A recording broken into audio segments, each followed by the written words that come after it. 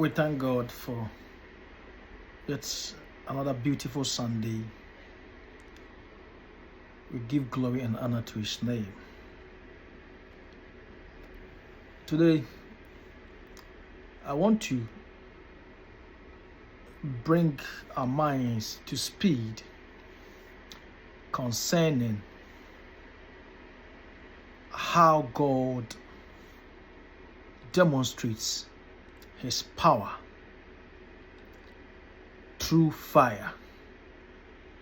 In other words, how God showcases His fire aspects. The tripartite God, God the Father, God the Son, and God the Holy Spirit, all demonstrated power through fire. And that is exactly what I want us to look at. If we read Deuteronomy chapter 4, verse 24, the word of God says that, "For the Lord your God is a consuming fire. He is a jealous God." For God, your Lord, is a consuming fire. So from this scripture, we are told that God is a fire that consumes. But He doesn't burn. God is the fire that consumes but doesn't burn. There's a distinction between a fire that consumes and a fire that burns. When you become consumated by the fire, it means the power of God overshadows you.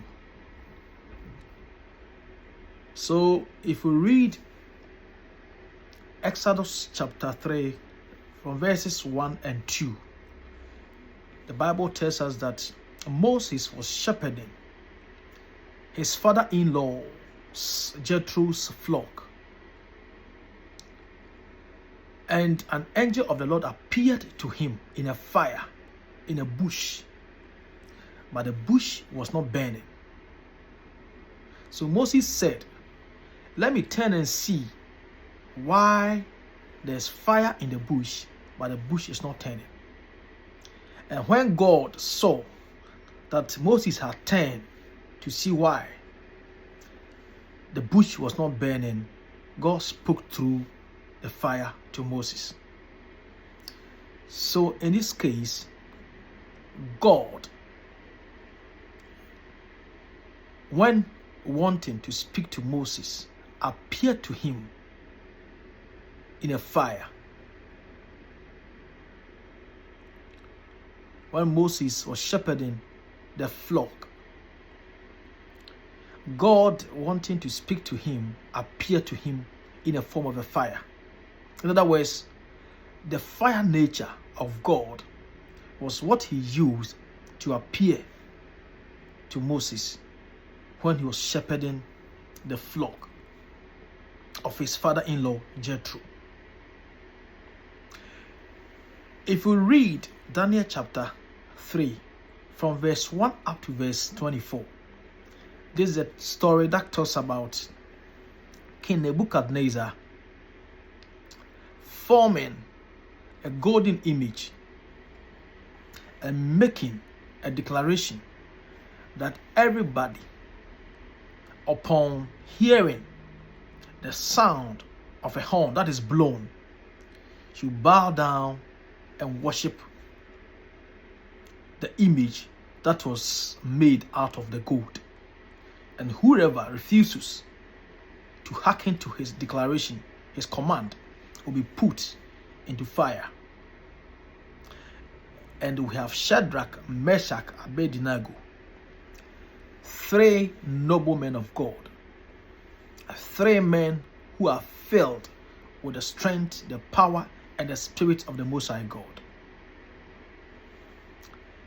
telling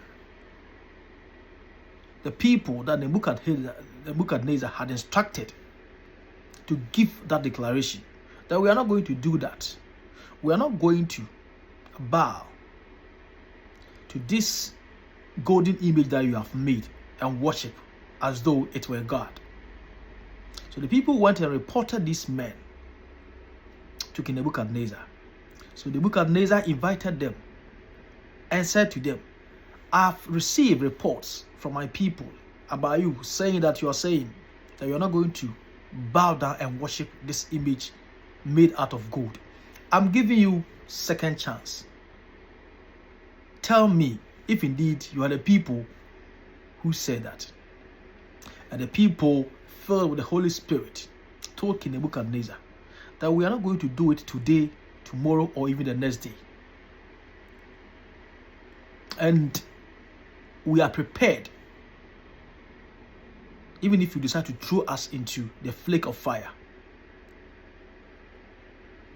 And we know that our God will save us. And even if our God doesn't save us, there's no way that we are going to bow down and worship this golden image.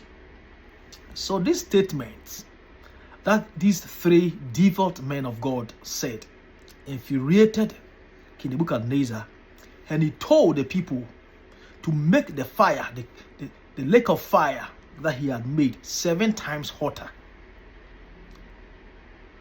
and bind these 3 men and throw them into the fire. The Bible tells us that the hotness of the fire even consumed the people who were going to throw these men into the fire. But if we read verse 24 and verse 25, King Nebuchadnezzar was astonished and said, is it not 3 men that were bound and thrown into the fire?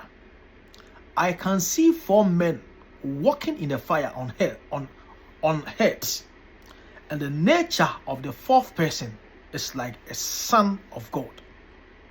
So clearly, we have 3 men of God thrown into a fire, but the Son of God, Jesus, joining them in a fire, joining them in a form of fire, and the fire consummated the fire that was made by King Nebuchadnezzar, which was intended to finish Shadrach, Meshach, Abednego. So over here, the Son of God, Jesus Christ, has also appeared to his people, Shadrach, Meshach, Abednego, in a form of fire.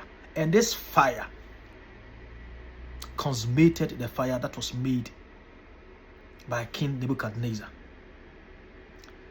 If we read Acts chapter 2 from verse 1 to 4, it talks about on the day of Pentecost, when the people had gathered, the disciples had gathered in anticipation of the coming of the Holy Spirit, because Jesus had told them to tarry. Yes, had instructed them not to go, but to receive the Spirit of God. And they were in one accord, gathered in one room. And suddenly, there was a mighty rushing wind that filled the place where they were gathered.